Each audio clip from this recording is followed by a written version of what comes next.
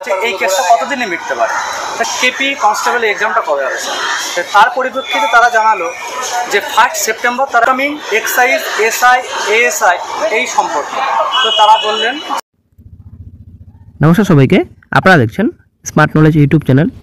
তো বন্ধুরা, 12 তারিখে ডব্লিউপিআরবির অফিসে ডেপুটেশন ছিল। তো ডেপুটেশনের আপডেট কী রয়েছে বর্তমানে, কেপি কনস্টেবলের এক্সামিনেশন কবে এবং ডব্লিউপি কনস্টেবলের এক্সামিনেশন কবে নাগাদ হবে।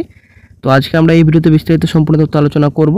তো সঙ্গে থাকুন, ভিডিও শেষ পর্যন্ত দেখুন। চ্যানেল নতুন দর্শক অবশ্যই চ্যানেলটিকে সাবস্ক্রাইব করে দেবেন।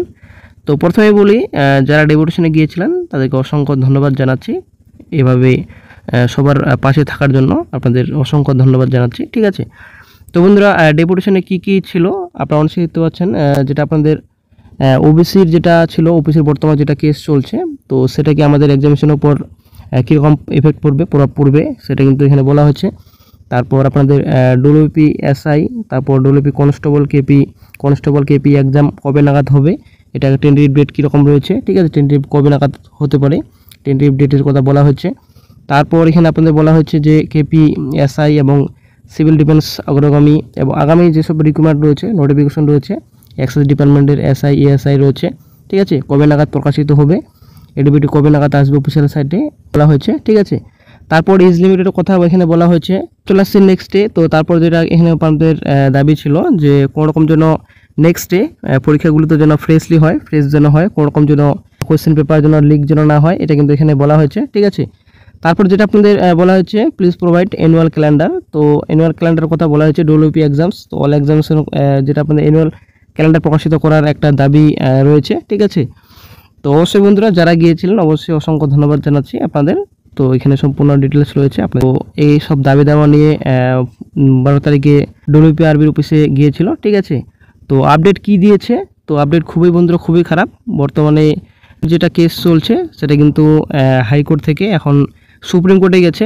তো যতদিন পর্যন্ত ওবিসির কেস মিটছে সম্পূর্ণরূপে, তো তারা কিন্তু কোনো রকম কেপি এসআই রিক্রুটমেন্ট নোটিফিকেশন আশা করি পুলিশ কনস্টেবল এবং আপনাদের ডব্লিউপি কনস্টেবল এক্সামিনেশন হবে না, সেটা কিন্তু বোঝা যাচ্ছে। ঠিক আছে, সেটা কিন্তু ডেপুটেশনে বললো যে আপনাদের কোনো রকম কিন্তু পরীক্ষা বা রিক্রুটমেন্ট নোটিফিকেশন প্রকাশিত হবে না যতদিন পর্যন্ত ওবিসি কেস সম্পূর্ণরূপে মিটছে না।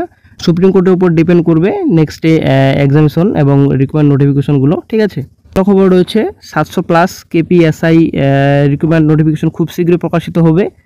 তো যদি কেসটি সম্পূর্ণরূপে খুব তাড়াতাড়ি মিটে যায়, তো কেপিএসআই বিজ্ঞপ্তি খুব শীঘ্রই প্রকাশিত হচ্ছে, এমনটাই গুরুত্বপূর্ণ আপডেট বর্তমানে পাওয়া যাচ্ছে। ঠিক আছে, তো কেপি কনস্টেবল পরীক্ষা 1 সেপ্টেম্বর হওয়ার অনেকটাই সম্ভাবনা ছিল এবং ডেট সেটা ক্লিয়ার হয়ে গেছিলো। ঠিক আছে, যে 1 সেপ্টেম্বরই পরীক্ষা হবে। তো এখন বর্তমানে কেসের জন্য, ওবিসি কেসের জন্য 1 সেপ্টেম্বর পরীক্ষা হচ্ছে না, পরীক্ষা বর্তমানে পিছোচ্ছে। ওইটা বন্ধুরা খুবই খারাপ খবর বর্তমানে। তো ওবিসি কেস খুব শীঘ্রই মিটবে আশা করা যায়, খুব শীঘ্রই মিটলেই পরীক্ষার ডেট ডিক্লেয়ার করা হবে অফিসিয়াল সাইটে। আমাদের পিআরবি ডেপুটেশন ছিল আজকে 12 তারিখ।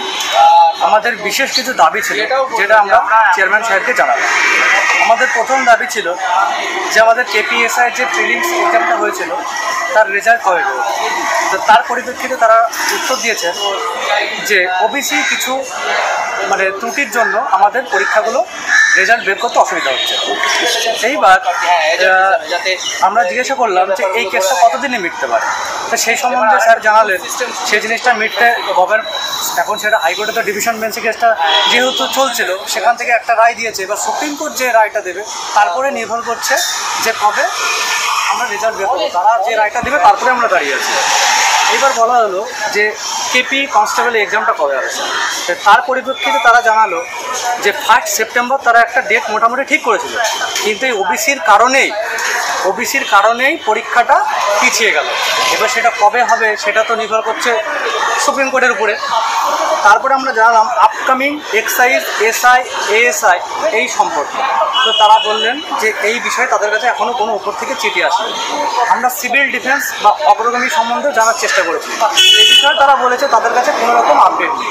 আপকামিং কেপিএসআই সম্বন্ধে একটু ছোটোখাটো কিছু বলেছেন, এবার সেটা নির্ভর করছে ওবিসির উপরে। ওবিসি যদি মিটে যায় তাহলে খুব তাড়াতাড়ি সমস্ত ভ্যাকান্সি বেরোবে।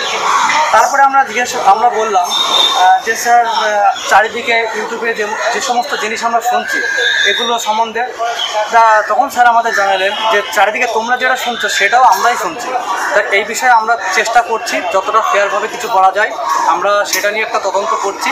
তোমরা যেটা বলতে এসছো সেটা আমরা সবই জানি, অনেক ছেলেরা আমাদেরকে ইমেল করেছে এই বিষয়ে স্যার জানালেন। তবে স্যার আমাদের আশা দিয়েছেন যে সামনে রিক্রুটমেন্টগুলো যেন একদম স্বচ্ছ এবং স্বচ্ছতার সঙ্গে যেন করা যায়, এবং সেই স্বচ্ছতা করতে গেলে তোমাদের হেল্প আমাদের লাগবে। যদি কোনো কিছু দেখো সেটা আমাদেরকে ইমেল করো, তাদের জিনিস গোপন রাখা হবে, তাদেরকে আওতায় আনা হবে না। যদি কিছু দেখে থাকো সেটা সঙ্গে সঙ্গে আমাদের ইমেল করবে। এই বলে আমার সংক্ষিপ্ত বিবরণ আজকে শেষ করলাম। এটাই আমাদের দাবি ছিল।